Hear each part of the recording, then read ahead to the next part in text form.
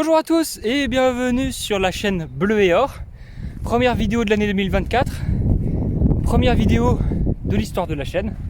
Aujourd'hui, je vous emmène à la découverte d'un monument que j'apprécie particulièrement, qui n'est autre que le château de Jasseron, qui se situe en terre d'Ambar. Je vais vous expliquer ce que c'est. Sinon, sachez que ça se trouve près de Bourg-en-Bresse, dans l'actuel département de l'Ain. Voilà, alors il y aura peut-être du vent au cours de cette vidéo. Il y aura peut-être des contre-jours, comme celui-ci. Mais ce format est un format d'exploration, un format d'immersion. Et c'est pour ça que c'est en condition directe. Alors, je vous invite à vous abonner, à partager cette vidéo, et puis à suivre le reste des aventures. Allez, je vous laisse avec les images. Alors, pour monter au château de Jasseron, ça commence par ici, donc au milieu du village. Donc, je ne vais pas vous montrer les maisons par respect pour les habitants, mais en tout cas, ça commence déjà avec un mur qui monte. Alors, il y a du vent, j'espère que vous m'entendrez bien. Je suis ce mur-là jusqu'au château quasiment, et vous allez le voir par moment. Il s'agit simplement de pseudo-rochers au sol que les passionnés d'histoire et d'architecture et d'archéologie reconnaîtront évidemment comme étant des murs, puisque on peut facilement se rendre compte que ça a été taillé à la main, donc par l'homme. Donc je crois pas que sur Terre il y ait des rochers taillés par l'homme qui poussent tout seuls. Donc voilà, le mur s'arrête ici. Bon, on devine qu'il continue un petit peu. Et ensuite ça louvoie un petit peu, hein. Le chemin n'est pas forcément respectueux du tracé d'origine. On a de la pierre ici, il y a encore de la pierre de ce côté. Vous voyez, il y a des rochers là qui dépassent. Là aussi. Et en fait, alors, par exemple, pour le coup, c'est un petit peu dur de savoir s'il s'agit de la montagne ou s'il s'agit des fondations ou des restants d'un mur existant. Mais dans tous les cas, ça par exemple, c'est un mur. Il n'y a pas sur Terre des rochers qui tombent du ciel. Des bouts de pierre comme ça qui tombent du ciel. Donc forcément, vous voyez, c'est des bouts de pierre qui ont servi à fabriquer le mur qui est ici, là. Donc voilà, parfois ça louvoie un petit peu entre falaise, mur. Et il faut avoir un œil un petit peu expert, un petit peu aussi improvisé, pour essayer de retrouver les traces du passé. Alors, comme vous le voyez, on est environné par des falaises ou certains endroits qui ont pu servir de carrière. On arrive à un passage justement intéressant au niveau de la pierre. Voilà, c'est ce dont je vous parlais. Regardez cette pierre qui est en fait vraiment géométriquement parfaite, qui a été taillée par l'homme. Et ça se voit, on a plusieurs strates ici.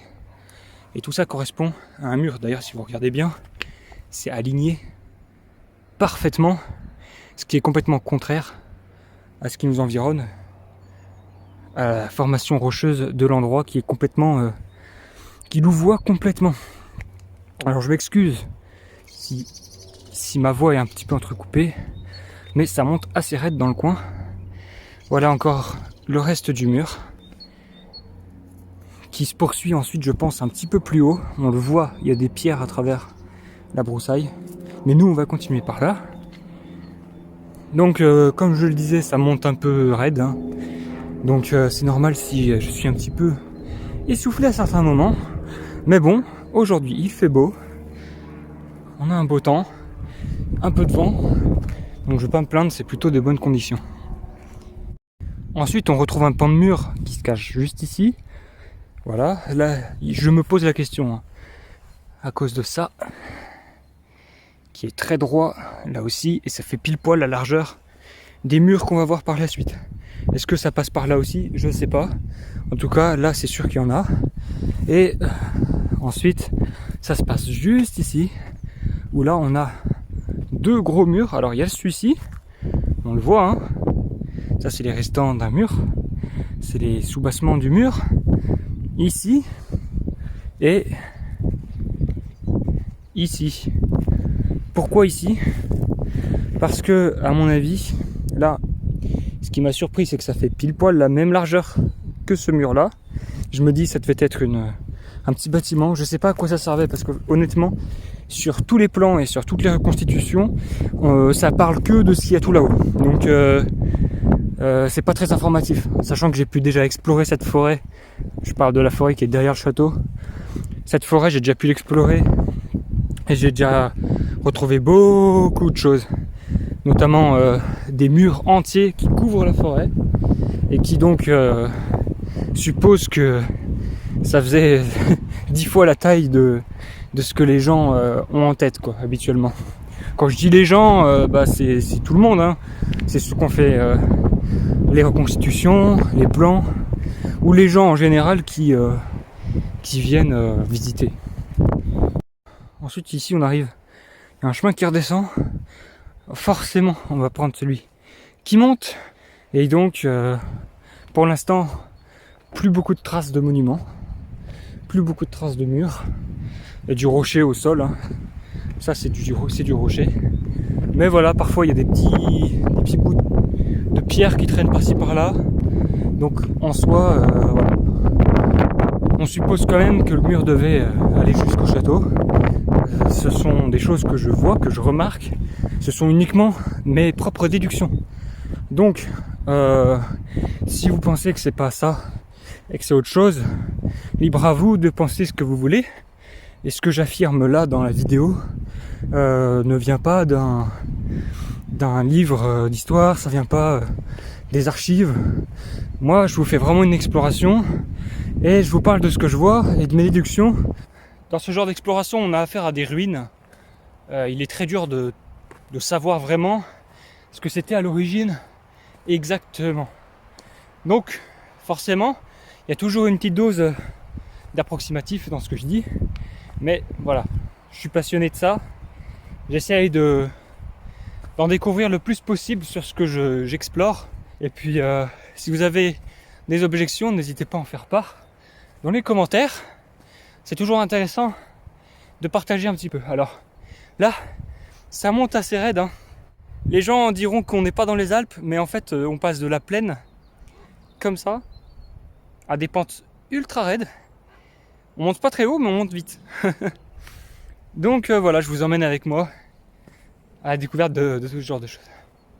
Alors ici, comme vous pouvez le voir, on aperçoit déjà l'entrée du château. Donc sur le côté, il y a bien des pierres taillées comme celle-ci. Il y a un petit peu de tout qui traîne dans les fourrés. Ah, le rêve, ce serait de pouvoir débroussailler toute la montagne et avoir affaire uniquement à de l'archéologie pour pouvoir reconstituer ce que pouvait être ce monument, ce château, cette forteresse à l'époque. Aujourd'hui, il fait très beau. On commence déjà à avoir une vue là sur la plaine. Alors, pour vous donner une idée, je vais remonter un petit peu. Pour vous donner un ordre d'idée, là-bas, en direction de Lyon, on voit déjà les monts du Lyonnais. On peut peut-être deviner aussi les monts du Pilat. Ensuite, on a tout le Beaujolais jusqu'ici. Et quand il fait très beau, parce qu'on se trouve actuellement dans le Revermont, quand il fait très beau, on peut voir jusqu'au mont Afrique, c'est-à-dire le Morvan et les montagnes qui sont au-dessus de Nuits-Saint-Georges et à proximité de Dijon. Donc c'est un endroit, c'est un lieu qui permet d'avoir une vue panoramique exceptionnelle. Alors, je suis obligé de parler un petit peu fort à cause du vent, j'espère que vous m'entendez bien. Là, on arrive à l'entrée du château, une entrée. C'est un endroit que je trouve assez intéressant.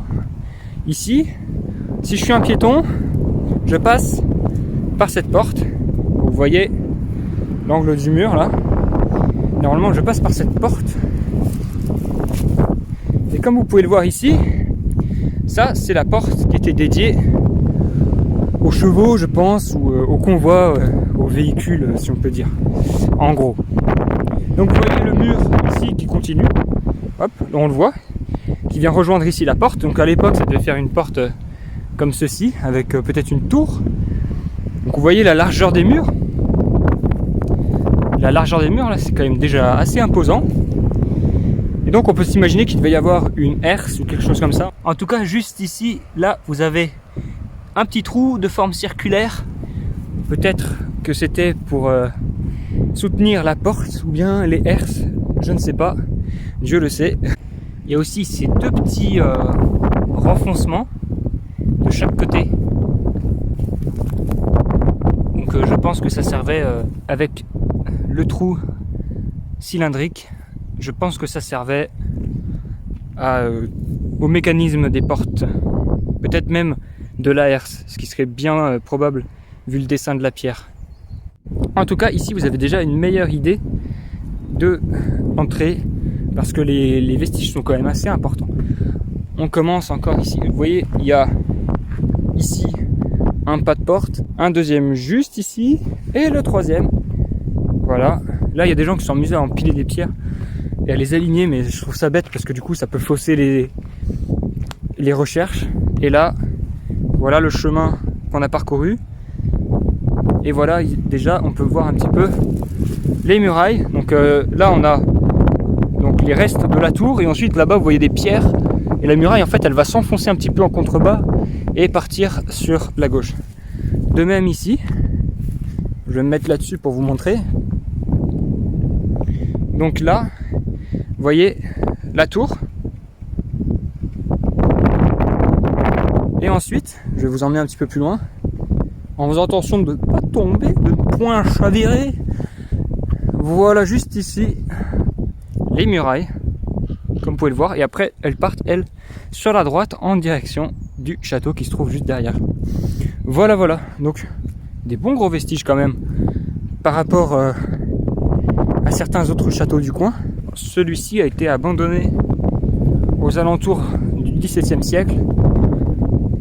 Donc voilà, ça fait un petit paquet de temps quand même qu'il tombe en ruine.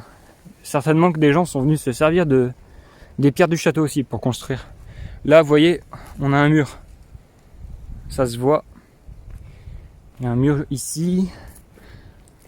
Et on approche des vestiges du château, ce que les gens appellent la tour de Jasseron habituellement, puisqu'on voit que dépasser la tour depuis la plaine, sauf qu'en fait il s'agit de gros vestiges par rapport à ce à quoi on s'attend. Et franchement ça me fait plaisir de vous emmener ici. Alors, j'espère que c'est pas trop mal filmé, c'est la première expo que je fais. Voilà, j'ai une autre chaîne où j'ai plus l'habitude de filmer des voitures. Et là, bah voilà, je vous filme des sites naturels, des châteaux, tout ce qui peut avoir un lien avec le patrimoine.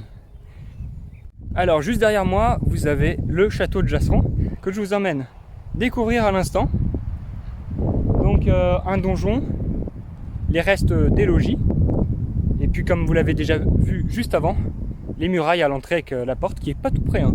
Voilà, c'est une grande forteresse et un jour j'espère avoir l'occasion de vous emmener dans une expédition. Parce que voilà, ici on est sur le format exploration et ensuite il y a le format expédition. Expédition qui est plus dur que l'exploration. Parce que là, il faut être armé de sécateurs, d'une tenue qui craint rien. Et voilà.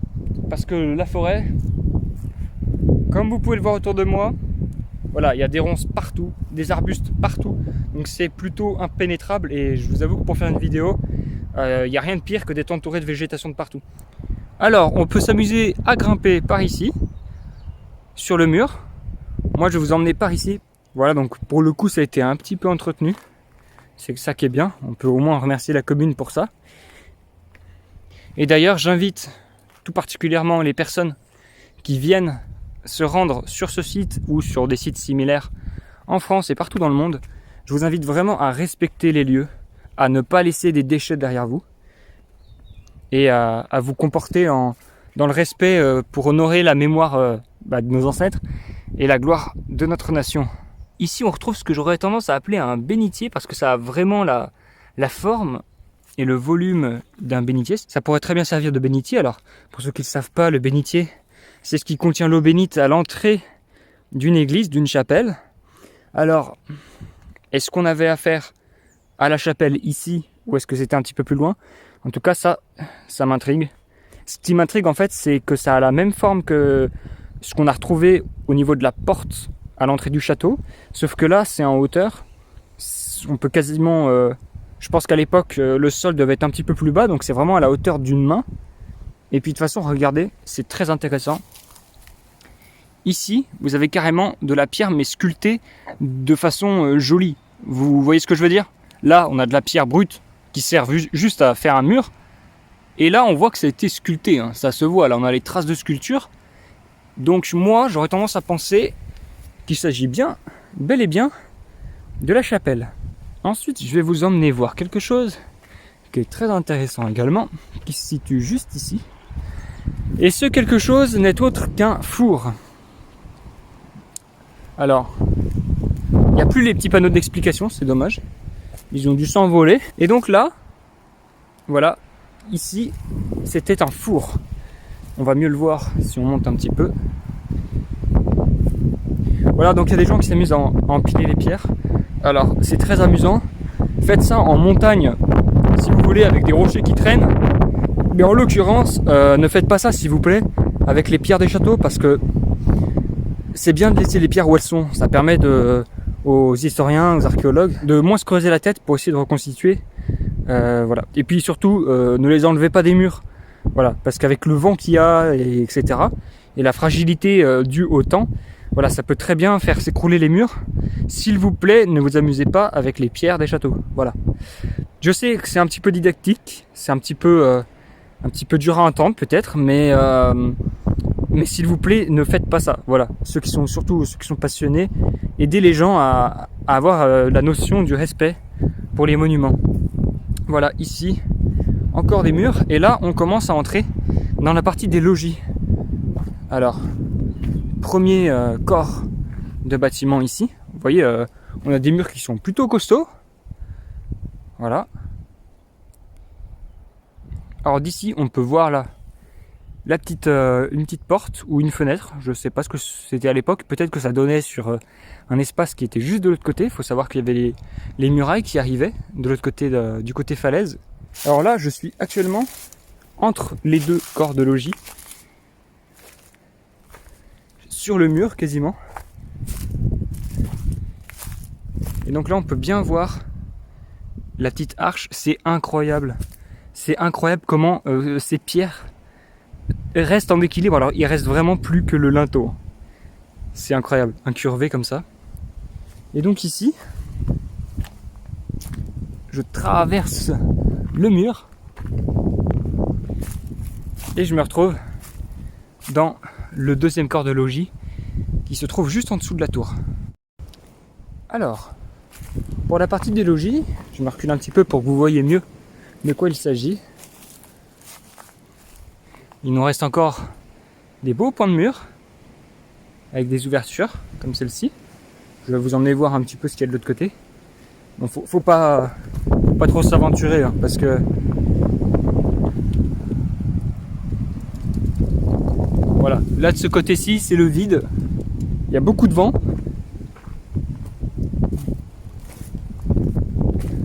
Ici, ce qui est amusant, c'est qu'il y a cette sorte de petit escalier. En fait, on peut limite s'asseoir. Et là, ça peut faire une jolie image.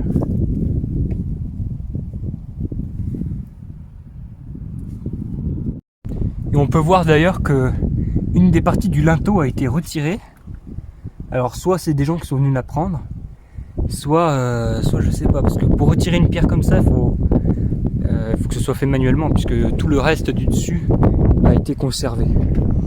Ensuite, on a encore une petite ouverture ici. Alors, est-ce que c'est une ouverture accidentelle? Je ne sais pas. En tout cas, ça nous permet de distinguer d'ici la chapelle Notre-Dame des Conches qui se trouve juste au-dessus de la montagne. Donc ça, c'est assez amusant. Voilà. Et ensuite, on arrive sur la grande ouverture. Mais là, pour le coup, c'est d'origine, hein, puisqu'on voit la voûte.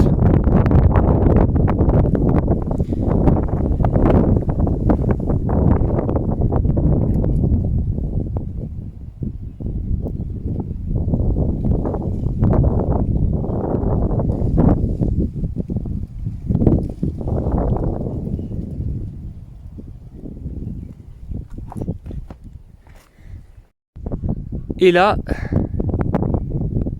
le fameux donjon, la fameuse tour.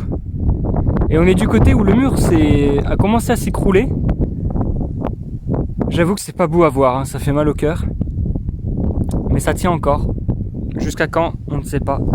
Voilà, j'espère que au cours de cette vidéo que je fais, hein, c'est la première que je fais, je le rappelle.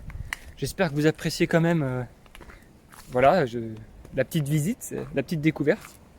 Et là, juste avant d'arriver à la tour, j'ai un petit truc marrant à vous montrer, dans lequel il ne faut pas tomber.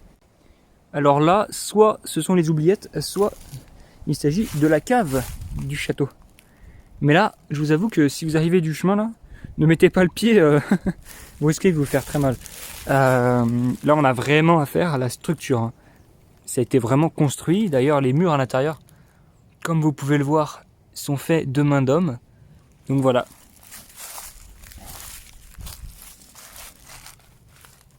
C'est une cave, hein, qui fait à peu près la taille du trou, à peine plus.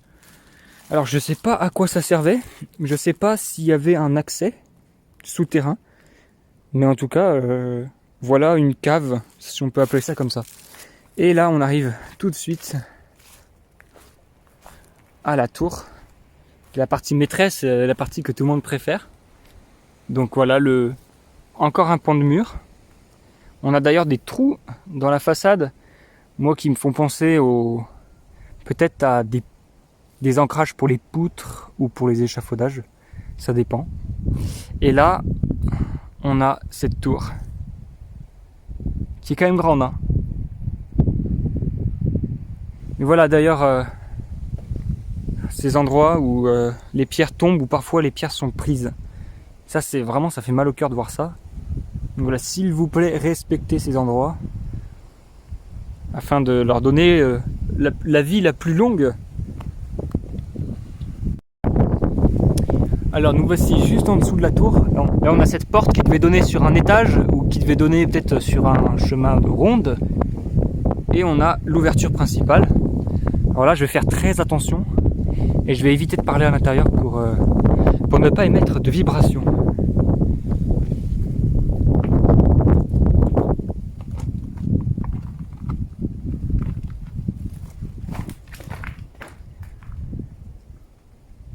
Donc voilà l'intérieur de la tour. Alors, comme vous pouvez le voir ici, on a des trous. De même, juste au-dessus, d'ailleurs ici, là, il y a une différence de largeur au niveau du mur. Ensuite, on a cette fenêtre, ou cette ouverture. Moi, je pense qu'au fond, c'est plus une meurtrière. Encore, de nouveau, une différence de largeur au niveau du mur. Des trous. En fait, il devait y avoir, je pense, 3 ou 4 étages. On le voit, voilà. Et d'ailleurs, là-haut, on voit le mur qui faisait le tour. Et sur les reconstitutions, donc il parle d'un mur et d'un petit chemin de ronde qui font le tour. Et au centre, un petit bâtiment avec un toit. Alors voilà, ce sont des reconstitutions. Voilà.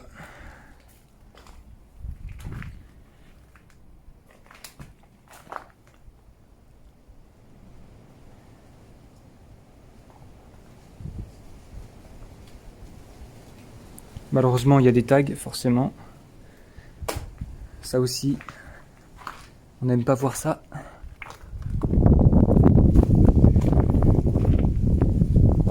Donc à travers cette porte, on arrive aux côtés de la montagne. Je vais vous mettre des images que j'ai prises tout à l'heure, là à Notre-Dame-des-Conches, comme on a pu le voir à travers la fenêtre. Et ça vous montrera aussi qu'il y a une grande montagne en fait qui va dans ce sens. Et il y a d'ailleurs des murailles qui vont partout dans la forêt, mais qu'on verra pas aujourd'hui parce que ça c'est plus du domaine de l'aventure.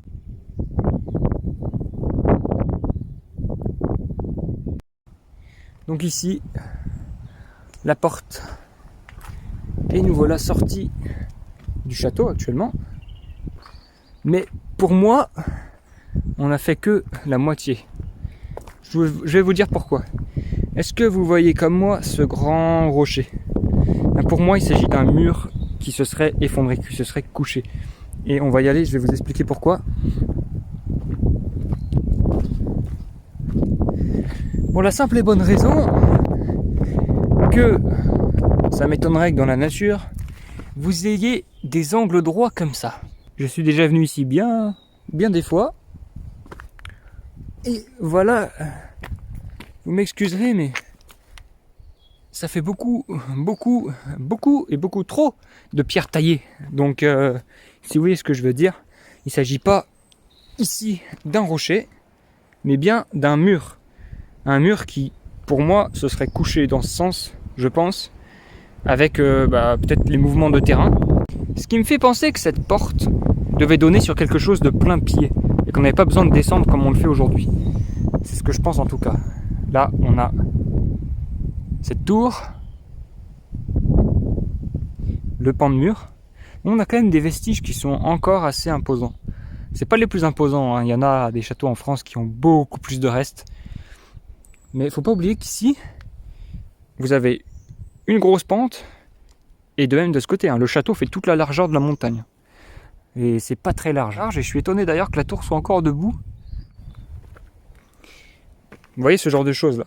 Ça c'est pas normal. Alors je suis pas un psychopathe qui voit dans les rochers des murs à tout bout de champ. Il y a une différence entre un rocher et un mur. C'est simplement ce que je veux dire. Et donc, en passant par ici, vous voyez ce genre de pierre. Ça, c'est pas un rocher, c'est taillé. Ça a été taillé. Ça a été taillé il y a peut-être 1000 ans. Mais ça a été taillé, en tout cas. Donc là, vous voyez, on marche dans un mur. On marche bel et bien sur un mur, ou dans un mur. Parce qu'à l'époque, il devait être bien plus haut que ça. Et on arrive ici, sur cette petite plateforme. Faire attention où on met les pieds, hein, parce qu'il y a plein de pierres qui sont parties. Et donc voilà la petite plateforme sur laquelle on se retrouve, qui je pense devait servir à inspecter le paysage, qu'on voit très bien d'ici d'ailleurs. Voilà. Et donc je vous emmène,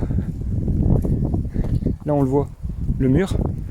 Je vous emmène suivre un petit peu ce tracé le long de la montagne. Donc la montagne est totalement parallèle à celle-ci. Donc on va vraiment en direction du nord.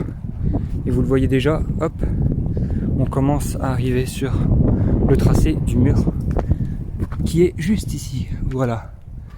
Donc vous avez ce mur avec ces pierres de taille. Et en fait, on va le retrouver tout le long de la montagne. Je vais suivre un petit peu, il y a des endroits où c'est beaucoup plus flagrant, qu'on marche sur une construction et non pas sur des rochers. Là, vous avez donc ce mur. Vous voyez, on n'a que des pierres de taille. Voilà, on n'a que des pierres de taille. C'est pas compliqué. Si vous voulez reconnaître un mur, voilà, sachez que les pierres de taille comme ça, c'est pas normal. Surtout quand c'est aligné et que ça suit comme ça le pourtour de la falaise. Donc je vais pas aller plus loin parce que c'est la même chose jusqu'au bout de la montagne. Mais il faut savoir aussi que ça descend à travers la montagne. Voilà, que c'est quadrillé, vraiment. Donc voilà, j'espère que cette petite visite, cette petite exploration vous aura fait plaisir. J'espère que ça vous aura plu. En tout cas, moi, c'est un endroit que j'apprécie plutôt bien. Ce que j'aime aussi, c'est qu'il y a beaucoup de choses à découvrir. Et puis donc, voilà, je vais vous faire deux versions de cette vidéo. Je vais vous faire une version où je vous mets cette exploration avec mes paroles, avec tout ce que j'ai pu vous filmer. Et puis ensuite, ou avant, vous le verrez, je vais vous faire une version voix off pour vous parler de l'histoire du lieu. Et donc, j'espère que ça vous plaira aussi, deux formats un petit peu différents. Un plus informatif et l'autre un petit peu plus peut-être détente et un petit peu plus amusant parce que voilà, vous vivez l'exploration avec moi. Donc c'est le moment pour moi de vous dire à la prochaine vidéo sur la chaîne Bleu et Or. Bleu et Or qui commence tout doucement. À l'avenir, j'ai pour projet de vous faire des reportages beaucoup plus qualitatifs. Mais pour l'instant, on va dire que le matériel n'est pas au rendez-vous. Et j'attends que la chaîne se développe pas mal aussi. Voilà. Donc pour la suite, eh bien, j'espère vous reproduire ce genre de choses avec d'autres monuments, avec d'autres sites historiques. Et voilà. Sur ce, je vous dis à la prochaine. N'hésitez pas à vous abonner, à mettre votre like, votre commentaire. Et puis, portez-vous bien.